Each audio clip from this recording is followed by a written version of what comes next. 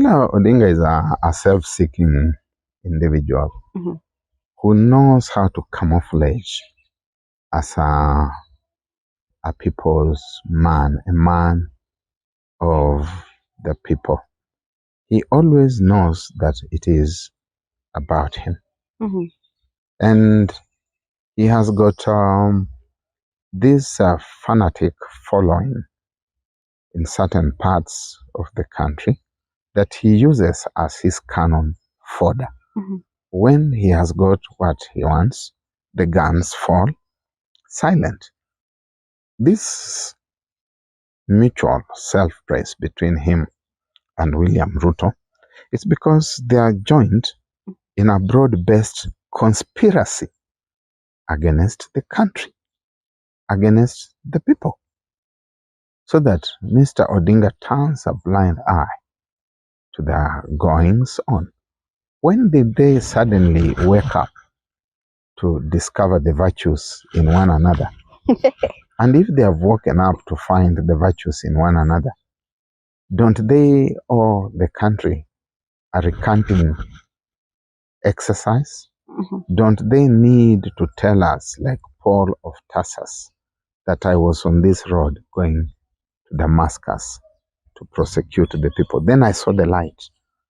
Much the same way I say here repeatedly and elsewhere that we were on this road with William Ruto and we thought we were going to Damascus for the right reasons. When the scales fell off our eyes and we saw that this was a lost individual taking us to the wrong destination. So at what point did Mr. Odinga and President Ruto discover they called each other very nasty names? We people in communications around William Ruto had to keep telling him to moderate the pejorative verbiage, the invective. It was not necessary, and to come back and focus on the message. So at what point in history and what specific happenings generated the brain waves in both heads that then got both heads to suddenly realize that this is a patriot, that this is a great leader? And all these leaders, and I'll not be afraid or shy, Vala, to say all these Luo politicians who behave like a flag that is blown in whichever direction Raila Odinga wants that flag to be blown and to go. These wind vanes, these political wind vanes from Luo land, they are part of our problem. And it's because they are self-seeking wind vanes. What happened to the wind vane that we call Opio Wandai? To the wind vane that we call Junaid Mohammed? To the wind vane that we call John Mbadi? What happened to them? That is the heavy question that Edwin Sifuna is wrestling with.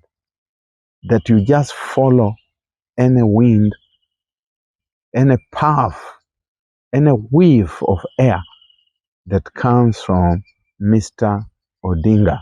That is part of the problem. And a massive captive Luo population that just follows. That is a fundamental part of the population.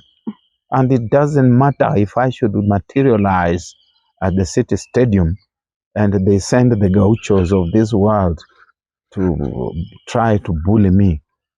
I will not cower, because the country is bigger, it is greater, and we must speak for it.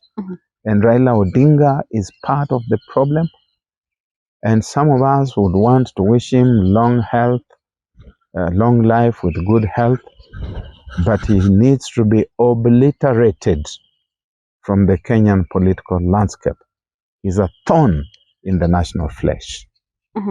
Talking about Raila Odinga, do you identify him as at now as an opposition leader or a person who He's is in government.